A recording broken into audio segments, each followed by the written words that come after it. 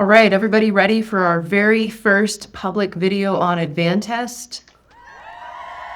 Why are we doing this? Why are we covering another stock that has gone up already? I couldn't hold that face for any longer. Pretty much every semiconductor stock has gone up. Actually, that's going to be the meme of the week. It seems like every semiconductor stock is now a choke point. Yeah, if you want to prep for the GIF of the week, make sure you check out Best in Show, the movie. All right, let's talk about Advantest. This company is up about 450% over the last year. We wrote an article about Advantest about 11 months ago, so it's up about 250% since then. Whoa.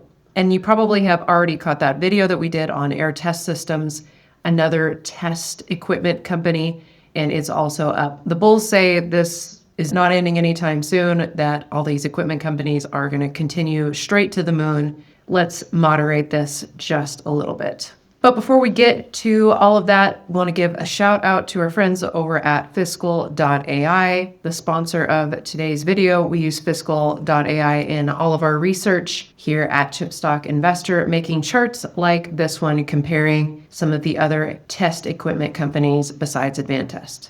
And as you can see from this chart, Advantest just reported its fiscal year 2025. They call it fiscal year 2025, even though it ends in early 2026. And in recent years, they have become far and away the leader in test equipment, at least as far as we know right now. Before Teradyne reports, they have really outgrown Teradyne. And then, of course, the really popular one that always makes the headlines, Aehr Test Systems, more specifically in related but different burn-in equipment.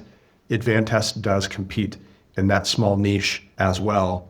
You can make cool charts like this one and analyze businesses like we do here at Chipstock Investor with a plan from fiscal.ai. You can get 15% off any paid plan, fiscal.ai/CSI. We'll link it here on the screen and make sure you check it out in the description below. We will come back to that chart here in just a moment. But this is essentially the consolidated market share of test and burn-in equipment, which is a subsegment of wafer fab, packaging, and test equipment. Why do wafers need tested? Wafers, also packaged modules, are getting tested as well. They're getting really complex and really expensive as well, especially when you have a GPU co-packaged with HBM. That stuff is expensive, and you don't want to ship it to a customer only to find out later that you shipped them a very expensive, faulty piece. So depending on the process and the company and what the goal is, you might test a wafer and weed out bad wafers, like perhaps this one right here that has now become a Chipstock Investor logo. Or maybe you test the whole module for a company like NVIDIA or AMD or Broadcom or whoever before it gets installed into the data center. Thanks, Alex, for giving new life to that wafer. We'll show you this chart from semi.org. They've updated it to reflect 130 to 140 billion in wafer fab equipment spending. We just did an update on that with Lam Research. They've actually increased that number to upwards of 140 billion in annual spending. But that's all wafer fab equipment, not just test equipment, obviously. But as you can see, test equipment itself makes up a pretty small portion of the entire pie. We have that in yellow. And the reason why it's such a small portion of the overall pie is test equipment is basically quality assurance and quality control. It's an important process, but it's actually not part of the manufacturing process. So companies are especially sensitive to spending on this test equipment unless they absolutely have to. At least historically speaking anyways, that has been the case. But with lots of manufacturing capacity increasing at key customers like TSMC, test equipment ended up having an about 45% increase in 2025. And some of that momentum is expected to carry over now into 2026. Now let's get back to this chart from Fiscal. And this ties into what I said earlier about the bulls saying that there's a long runway of growth here and it's only going up from here for a test equipment company like Advantest. On the very right side of the chart, we have Advantest in red, Teradyne in blue, and then Aehr Test Systems, that tiny little sliver in orange. $7.1 billion for Advantest in 2025, and they expect, based on their fiscal 2026 guidance, about a 26% increase year over year in annual revenue. Now, that guidance looks a bit confusing because Advantest does report in Japanese yen. So here is the outlook. We've converted it for you in this fiscal chart. Basically expect somewhere in the ballpark of about $9 billion US dollars. That gets you that mid 20% range expected increase in revenue. And Advantest is nice enough to provide a total addressable market for test and burn-in equipment, which is expected to be somewhere in the ballpark of $12.5 to $13 billion for calendar year 2026. So that implies Advantest is once again going to come in as the market share leader, perhaps even increasing a bit from about 2/3 of test equipment sales in 2025 to more like 70% or maybe even higher in calendar year 2026, if these estimates do prove true. Before we go, let's go back to our MO here at Chipstock Investor, which is radical moderation. Let's take a look at some valuation notes for Advantest. This is on a forward-looking basis, price to earnings and price to free cash flow. When we first wrote about Advantest, it was both around 30x on a forward-looking basis.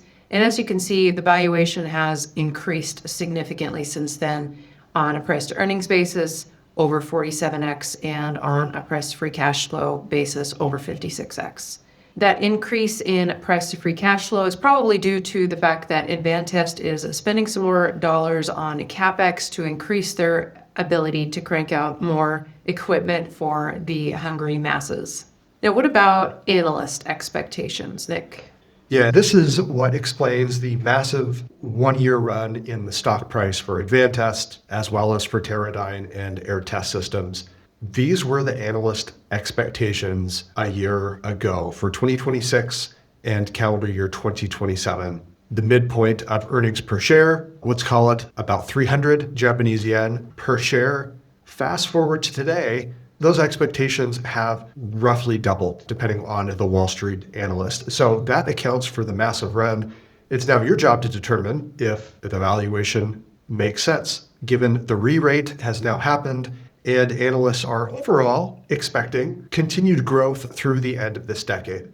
However, though, I do want to point out, we know there are some firms out there that are a bit more viral than we are, a lot more viral than we are, suddenly deciding to call out this potential for a downturn in the semiconductor industry, probably driven by nothing more than maybe just a slowdown or a cool off in CapEx spending among the AI data centers, the neoclouds, and so on. However, we've been talking about this already for quite some time. That expectation that there could be a slowdown in spending and maybe even a cycle downturn is not new. You can see here, even a year ago in the analyst expectations, the low end of that guidance, some analysts were already calling out this potential for a slowdown or a downturn in Advantest's earnings starting in 2027, if not in 2028. Fast forward to today, that is very much still the expectation among some analysts. Some of the more bullish ones, as you can see, are holding to their belief that this thing just continues going up and to the right again through the end of the decade. That will now become your call as an investor to decide, first, if that is a reality, is the current stock price reflecting that possibility? And second, okay, there's a cycle downturn. No problem. That's a normal part of the semiconductor industry. Does the growth potential for the next 5 years and beyond still justify buying now, even if there is a downturn? Or maybe you believe that there isn't one coming at all and, well, YOLO, I guess. That is not what Warren Buffett says. Or our friend Johnny. Just survive. That's your goal as an investor. Stay in the game, survive. So the moral of the story here at Chipstock Investor is it's okay to be patient. It really is. It's a perfectly acceptable strategy. Just survive, everyone. We did just recently discuss this possibility of a cyclical downturn with ASML. Make sure you check out that video right here. Watch it next. And we'll see you again at Chipstock Investor.